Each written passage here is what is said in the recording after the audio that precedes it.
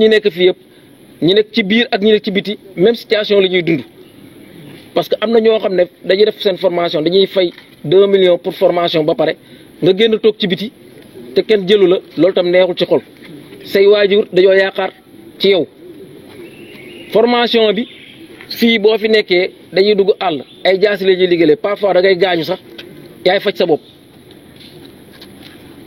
boo demee di liggéey boo gaañoo yaay faj sa bopp boo nekkee ci biir fii nii école 25000 nga am comme bourse 25000 yooyu mënul dara élèves yi seen tenue motul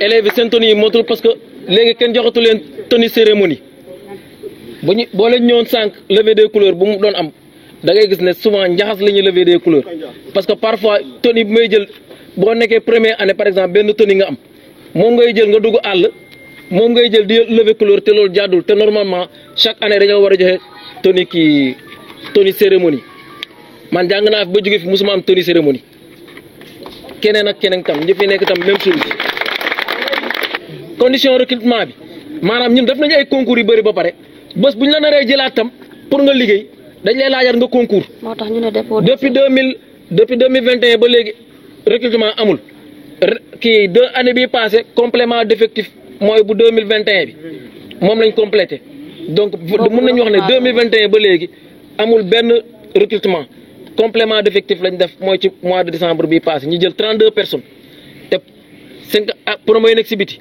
depuis am nañu ne 48e 49e 50e 51e 52e ba actuellement école mu ngi 58e promo. ku am 30 ans nga dem toog ci biti nga def 3 ans après nga toogaat ci biti 3 ans nga âgé ñu ne la amatoo droit dugg fonction publique. c'est pas normal. recrutement automatique lañ soxla.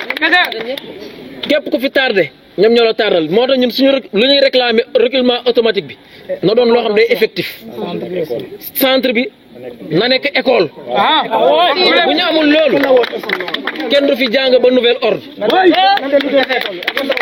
école la woon ñu changé ko def ko centre depuis boobu ba léegi gisuñu dara lu baax parce que fii boo fi doon dugg avant boo duggoon eaux et forêts da ngay kontaan. Nous voudrions dire comment pouvez-vous comprendre que la génération 48, 49, 50, 51, 52, jusqu'à 58 puisse être dans un chômage, dans un pays où on dit que les jeunes manquent de formation.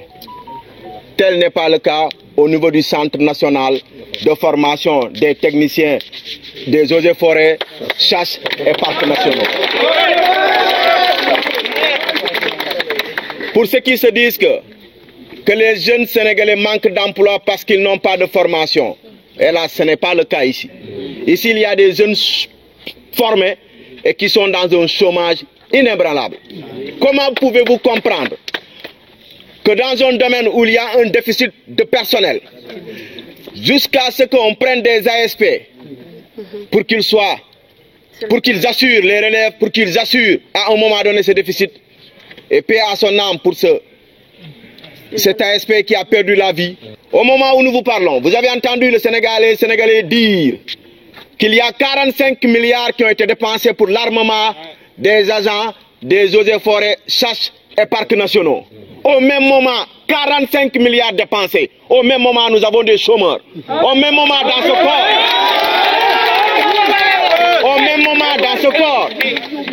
même moment, dans ce corps, il y a des générations et des générations qui chôment. C'est pas normal.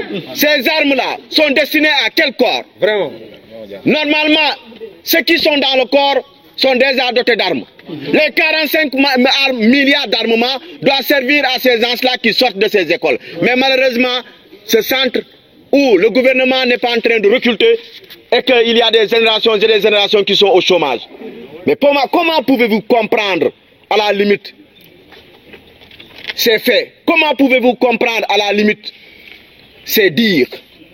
Écoutez, si nous sommes à l'ère du Djoubanti, ces jeunes ne doivent plus continuer à chômer.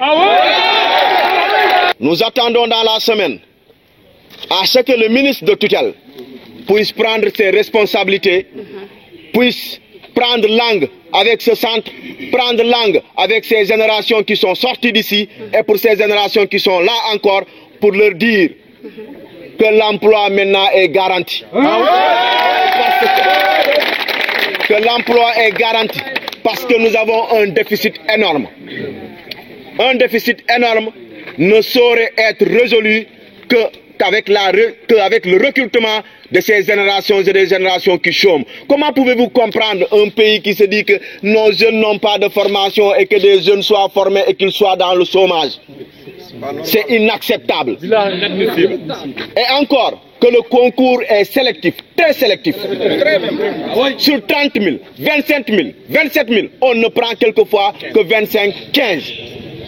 Mais ça veut dire qu'à un moment donné, qu'il y a eu une négligence, qu'à un moment donné, que les autorités n'ont pas voulu tout simplement recruter ces jeunes-là. Et nous demeurons convaincus qu'au sorti d'ici, avant la marche qu'on voudrait faire, que les autorités vont réagir. Parce que si nous sommes bel et bien dans l'ère du Djubal Djubanti, il faut Djubal Djubanti au niveau du Centre national de formation des techniciens.